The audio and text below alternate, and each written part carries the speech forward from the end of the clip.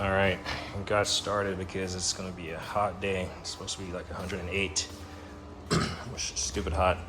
So, as you can see, I came back out and starting to warm up. So, did some stuff outside while it's still cool, and then I came back to attack this thing. So basically, my new pump for the 7,000 pound lift, this one, because I got a 5,000 pound in there, in the right behind here.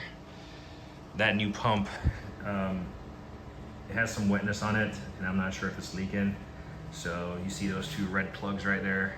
Basically, I was supposed to connect the last two fit-ins, but I elected to use my old pump for my 5,000 pound model. And well, if you watched the previous video, you realize that this thing failed.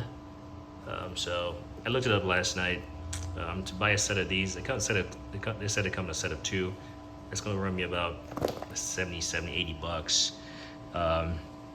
So when I hooked up the new hose, this obviously failed, and then I tried to fix it, and then, oh, look, it actually returned, because that's not how it was last night.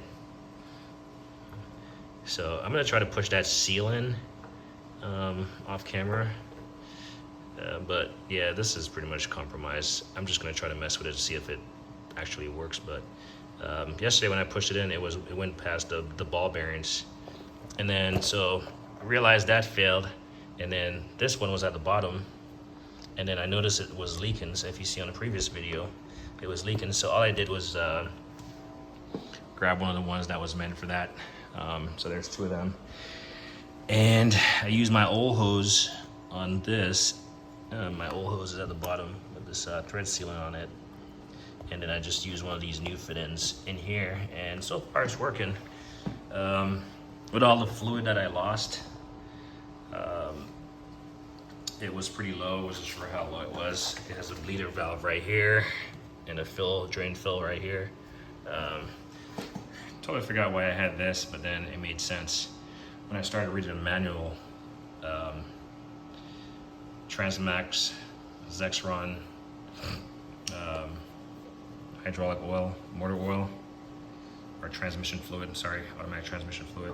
So I'm pretty sure this is what I have. So when I troubleshoot that one, I'm gonna buy the same one just so I'm not like cross-contaminated, even though I have other hydraulic fluid, but I'll just keep them standard. I do have a little bit in here.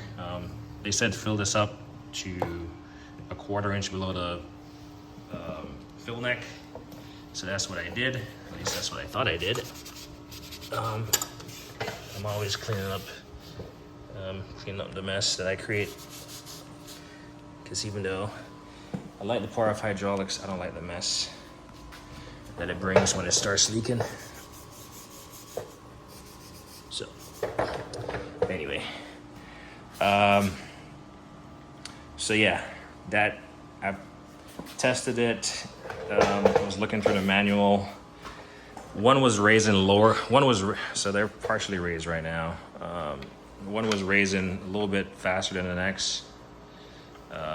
So we'll lower them down all the way. They're set up on blocks just because I had to bleed air out of the cylinders. That's one of the procedures it says to follow. If it was like jerking and or like raising, one is raising faster than the next. So it's still slightly, if you look at the left one, is gonna be slower. So here we go. Looks like they both did it. So I just did the procedure twice. It was very noticeable. And so I did it a couple times. Yep, so the one on the right is, you know, it's off the blocks a little bit faster, but not, and then it's slower to lower. So obviously they're not really fully in sync, but that's fine. Maybe after putting some weight on them, they'll equalize, I don't know. We'll see, but it's not as, and then, so yeah, I just, I bled there's a bleeder screw right here on each of them, right there. and it calls for a 5mm hex. Well, 5mm was not working.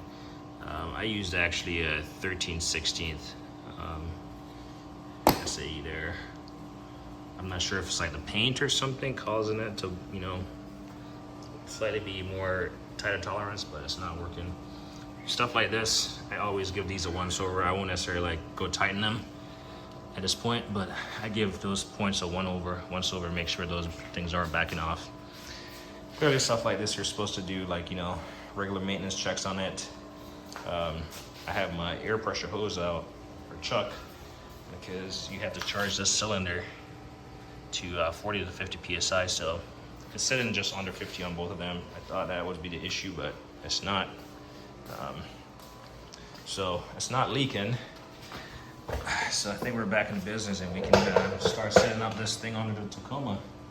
I do have tall lifting blocks, so I'm excited to use those. I've never used them for this. And I also have the extended rail, so I've never lifted Tacoma with this thing, so it's gonna be a little bit of setup, but I'm planning to do brakes, and if I find any suspension things under there, then I'm just gonna attack it. Not sure if I'm gonna get it all done today, probably not, because it's gonna be stupid hot. It's not critical that I stay outside and, you know, sweat. Also, I got a chance to use my anchor wrenches when I was trying to remove this. It's too tight to get in there, but certainly once I took the top one off and then was able to get at it, or get both of them, but finally put these anchor wrenches to use. Right now I'm just gonna clean up, take the units outside, spray them down with some brake cleaner, just so, you know, if there's any future leaks, they're easily spot. And then I just clean up all the extra fluid. You can see some red right there, hydraulic fluid. Yeah, clean up all these hoses, clean up all this mess, take those down off the blocks before the kids come in here. But yeah, I'm just gonna clean up this mess. And like I said, that one, I'll figure it out along with this hose and a fit-in. I'm gonna order the 2 sets of fit-in, whatever. Or I really need one at this point, but I guess it doesn't hurt to have backup. I was looking at some commentary, and people were saying that, yeah, these fit-ins, they tend to fail. In fact, subscriber Paul said that he works on wheel loaders or something. Wheel loaders, and he was saying that they tend to switch those out. I mean, Quick Connect is great, convenient, because at the end of the day, I want to wrap all this stuff up, right? I want to put away all these hoses and stuff, and so I like the Quick Connect, and then it self-seals right away. So, like I said, I love the power of hydraulics, but I don't like the mess it creates. So, I'm gonna probably stick with the Quick Connects. I might have to use them more, like just at least cycle them through more often than not, just to keep those seals working. But it is what it is, man.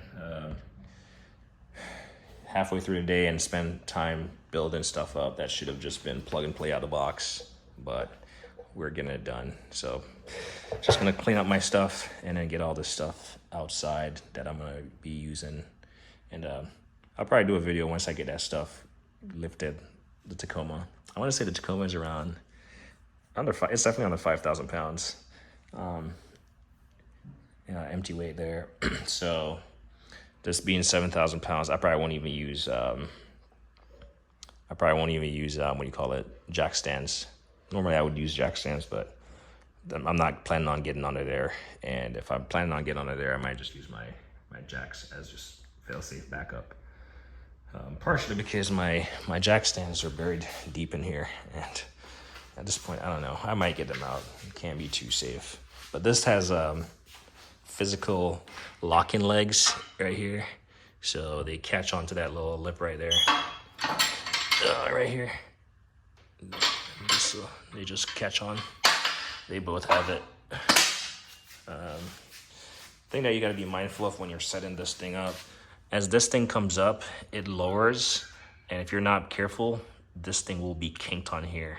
So you gotta like set this up to where it's not gonna be, well, with the pads, the rubber pads, you're gonna have some clearance across from the frame, but you don't want this thing sticking up too much, and you definitely don't want it sticking up too low, because then once you raise it and this arm, the cylinder pivots upward, it's going to lower this end, and next thing you know, it's going to kink right here, cause issues. So that's solved, that's accounted for. But yeah, quick little video.